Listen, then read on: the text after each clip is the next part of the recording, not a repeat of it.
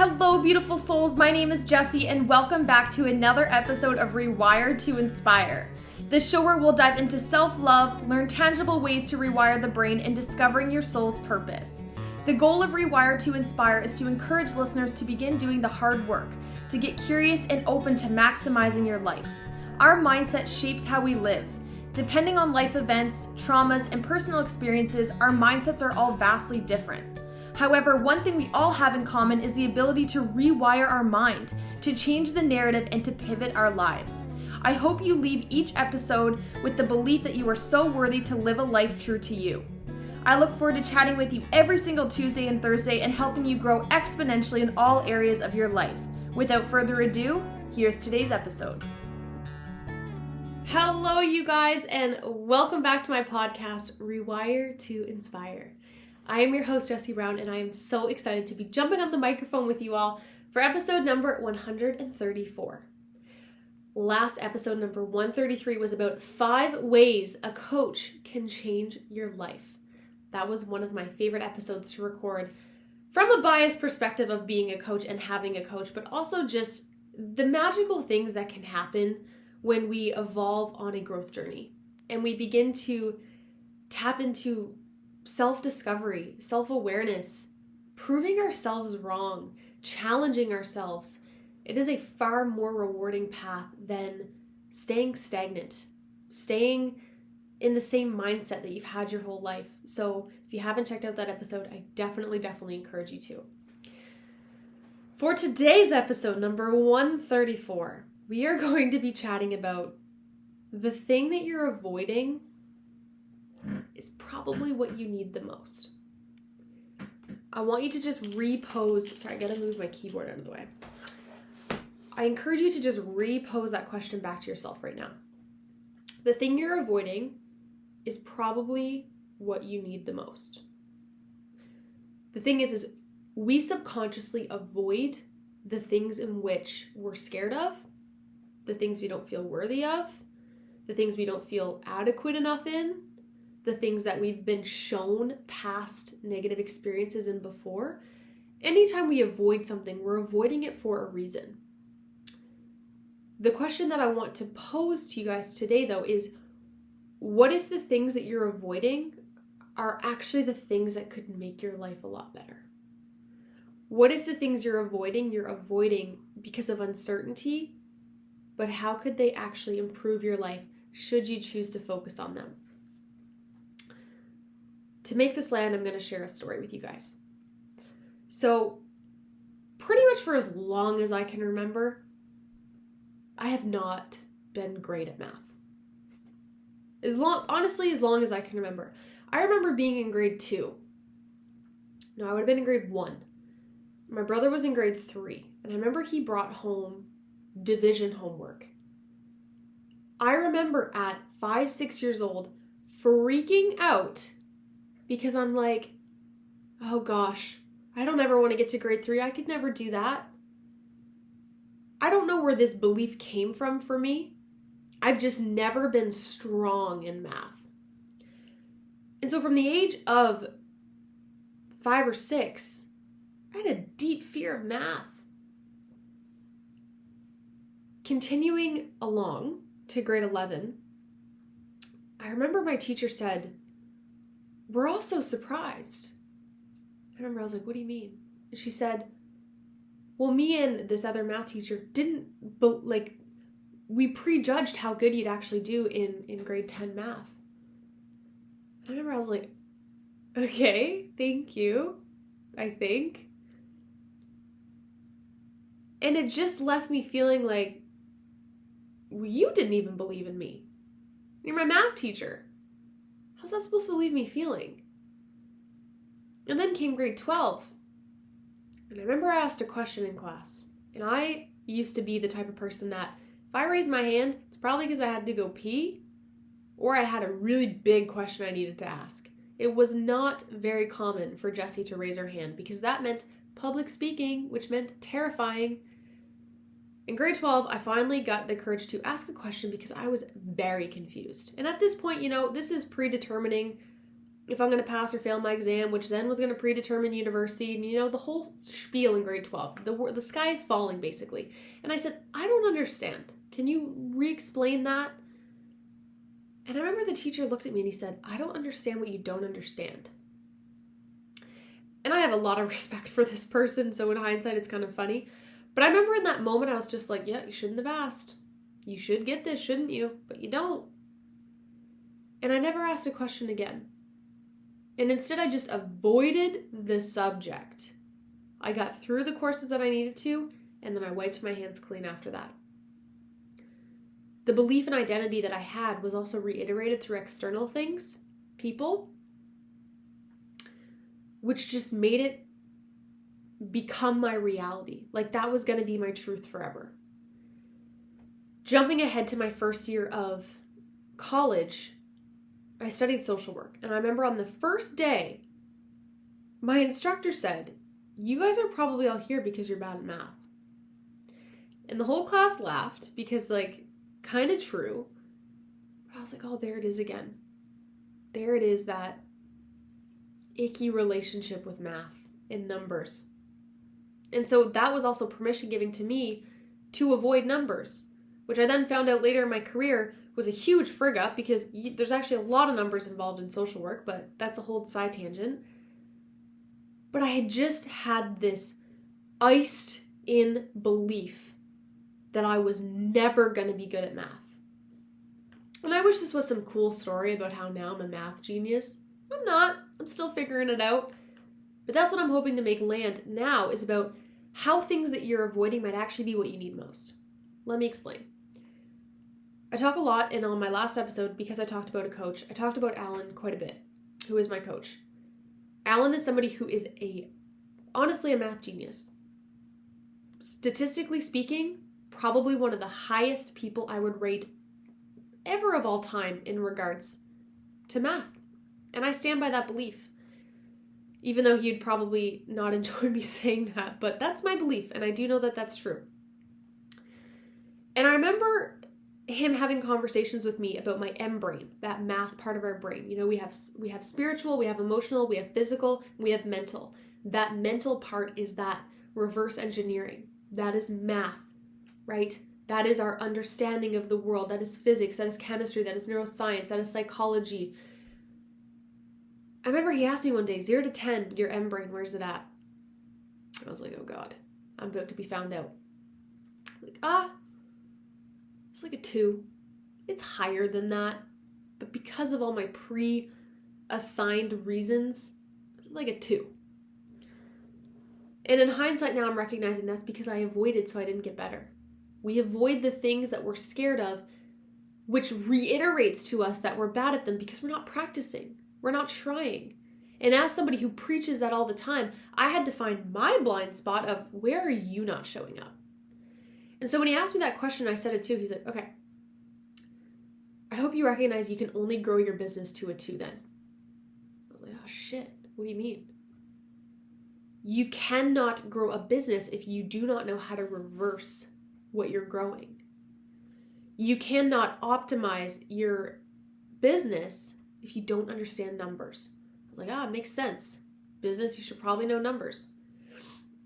And so I had to form this new relationship with something that I had been avoiding for most of my life. For 20 years of my life, I had a bad relationship with this one thing that's going to be my ticket to success or not. Okay, kind of need to figure this thing out. I had 2 choices. I needed to go learn every day and play catch up and get better, or I needed to be okay with a 2 out of 10 result. I had to choose. My story aside, I want you right now listening, contemplating for self. What is that thing that you are avoiding that might actually be that gap between where you are and where you want to go? How can you assess that for yourself? We all have things that we subconsciously avoid, and so this might take time to bring into your consciousness. It might seem so simple that I had a bad relationship with math, but if you are out there and you have a bad relationship with math and you want to be a business owner, guess what? You're only going to be able to grow in which to the extent you have a strong relationship with numbers. It just makes sense. But nobody teaches us this stuff. A huge part of my podcast is sharing things that nobody talks about. Nobody teaches us. I'm grateful now that I'm in corners, that I'm learning things that at 24 I'm able to express outwardly to teach other people. But we're not taught these things. In fact, it was glorified and celebrated in a way of me not being a strong math student. Well, thank God you're here then. Thank God you're going to be a social worker. It's almost like, what do you mean? It was like permission giving for everybody in that room to not try harder in math. Because you don't have to. You've made it. You're fine. Don't get so comfortable that you're going to start to avoid your blind spots. We're always going to have areas that are holding us back, whether we know them consciously or subconsciously. My goal is to bring them into your conscious mind so that they bother you so much that you want to improve them. Now, this now comes down to our relationship with failure. If I sat down right now and I tried to do a physics equation, I would probably be here for a week. If you gave me a brain and asked me to dissect it, I could probably do it. We all have our genius areas. Our genius areas are typically where our passion lies. When we don't have passion in an area, we likely won't invest time, effort, and energy into it. I don't really have a passion for math, so I choose to avoid it. However, recognizing that just because we don't enjoy something doesn't mean we shouldn't be getting better at it if it's going to optimize and allow our passions to expand further. Think about how many people I'll be able to impact through my passions, through my podcast, through my coaching, through things that I love to do, if behind the scenes I'm focusing on dialing up my system. I'm focusing on learning. I'm focusing on numbers. Think how much further of an impact I can make. We don't set goals because we don't know how to reverse them. Reversing them is math. And now I'm not projecting that everybody's kryptonite is math. What is it for you? Is it social? Is it emotional? Is it spiritual? Is it science? Is it what insert thing here that is for you that is likely holding you back in at least one area of your life? Without admitting to self that we fear the things in which we need the most, you'll never truly be fulfilled, I don't think. Because now that I have and hold that duality in my mind, it's like, I know my biggest weakness. I know my biggest kryptonite. Nobody can poke at that for me because I already know what it is. It allows you to also hone in your focus on what you need to work on. If you are at the beginning of your growth journey or never even started it but are like curious, like what is this growth journey? Get to know what your biggest weakness is and pair that with your biggest strength to fuel your belief back up. Because if I only focused on my M-brain all the time, I would probably have really so low self-worth because I'd be feeling really crummy about myself. But as soon as I then step into an area that I have knowledge on, we start to feel better. And so it's how do we hold that duality of both things? How can we give ourselves permission to fail, be okay with failure, knowing that we will improve, giving ourselves that permission to improve? What in your life intimidates you, scares you, overwhelms you? It probably makes you feel that way because you, A, don't understand it, you have bad experiences with it, or you have no experiences with it. I see this all the time with public speaking. Public speaking scares you, intimidates you, and overwhelms you because maybe you're not a strong communicator. Maybe you've never spoken in front of people. Maybe you're comparing to somebody who's been speaking for 50 years. What are you comparing to, and is it accurate? Compare to yourself. Compared to who you want to be in a year while aspiring to be like people that are ahead of you. Asking yourself, would my life improve if I built a better relationship with the thing that I'm subconsciously avoiding? Maybe this is fitness for you. Maybe it's nutrition. Maybe it's your habits. What is it for you, my friend, that you are subconsciously avoiding or consciously avoiding? You might know the things that you are, trying to avoid. How could your life improve if you built a better relationship with that? Powerful question. If the answer is yes, that your life would improve, we need to begin by focusing on switching your identity. Identity work is everything for me in everything that I practice. Because I held on to the identity that I am bad at math, I choose to avoid it. We avoid the things in which we don't have a good identity or relationship with. If you do not have the identity that you're an athlete, you're not going to treat yourself like an athlete. If you do not have the identity that you're a strong speaker, you're going to avoid speaking. Our identity is everything. So some things that I wrote down that I encourage you to start to do, and if you're watching video, I'm so sorry. My nose is so itchy right now. There's hairs on this mic from my cat, and I'm just like scratching up my nose like crazy, so I'm so sorry. Ways you can begin to switch your identity. The first one, look for someone who's ahead of you. Listen to my last episode about coaching. This goes deep on this. Look for someone who's ahead of you. Find resources and learn 1% a day. I'm not sitting here hammering math books every day. I'm choosing little areas at a time, studying it, figuring out what it means for me, asking my coach for guidance, asking him to help me, leaning on someone who's ahead of me, and focusing on 15 minutes a day of learning. Don't overcomplicate it. You'll overwhelm yourself. Validate your experiences around it. It would be naive of me to not acknowledge for myself why in some ways I have a bad fear of math, why I avoid it.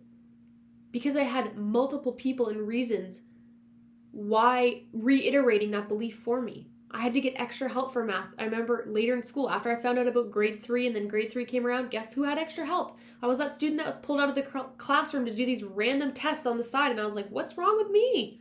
Why am I so different than my classmates? And I felt stupid, and I felt inadequate, and I felt behind, and it's like, although now looking back, it's okay, they were just trying to help, my identity was formed that I am the worst math student. So I carried that belief. Validate your strengths. And whenever, again, as I mentioned, you feel inadequate, also lean on your strengths. Don't hyper-focus on the things you're not good at because it will crush you. We all have things we're not good at and things we're good at. All of us. Don't let it crush you. Allow it to just inspire you to want to learn new things. We're not supposed to be geniuses in everything. We're not supposed to be amazing at everything. We're supposed to have our things. That's what makes us unique. So focusing on your strengths while also validating where your weaknesses might be, where your blind spots might be. That's okay. That's what makes us human. And last but not least, I guess I just said this one that I wrote down. I presupposed that I was going to say this. Know that we all have strengths and weaknesses. You're not alone in having an area of your life that you are less adequate in. That does not make you less than anybody else. That just sheds light and shows you where you need to maybe focus more of your time. So, you guys, I hope you guys enjoyed today's episode. The thing that you're avoiding is probably what you needed most. Because if you already knew that you needed it, you'd probably have it. You know, if I knew years ago that I was going to need math, I would have started so much earlier. I would have gotten curious earlier.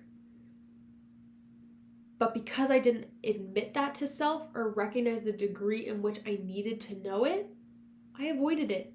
We all do this. It's a protector. We don't want to be hurt. We don't want to be found out. We don't want to fail. And so we avoid the things we're not good at instead of getting better at them. Newsflash. Everything you're good at, you were once a beginner at. Yes, we can have quantum abilities. We can have things that we have natural gifted talents in. But everything you do, you had to have one rep at some point in time in your life. We don't start out as masters. We grow through time and effort and trial and error. Don't let this be different for your life. And don't forget that it's never too late to learn. If you are 10 listening to this, 20 listening to this, 30 listening to this, 70 listening to this, I don't care. It's never too late to improve those areas of your life that you might have painted a presupposed picture that you're not good at it just because it's not your natural strength. So, sending you guys so much love. Thank you so much for tuning into this week's episodes of Rewire to Inspire. I'm going to be doing some rebranding on my podcast, changing some of the intros, the midtros, the outros, all the things. We are rebranding, we're evolving. I don't know when that's coming or what that looks like, but I'm at a place now where I'm just ready to redesign my show, redesign my approach, redesign everything. And I've evolved so much since I started this podcast, and I want it to evolve with me. And I want it to grow with me and be a reflection of the evolvement that I'm doing behind the scenes. So if you guys enjoyed today's episode, it would mean the absolute world to me if you guys could rate this show below, leave a review, hit that plus sign. I release new content every single Tuesday and Thursday, and I would absolutely love to have you here with me so we can learn, grow, and evolve together. So thank you guys so much as always. I look forward to chatting with you all next week. Bye, you guys. Thank you all so much for tuning into today's episode of Rewire to Inspire. I absolutely love connecting with you all, so make sure you're following me on Instagram. I am at JessieBrown13. If you enjoyed today's episode, please feel free to leave a review or share with someone you think would enjoy. I look forward to chatting with you all next episode. And remember, get out of your head and into your heart.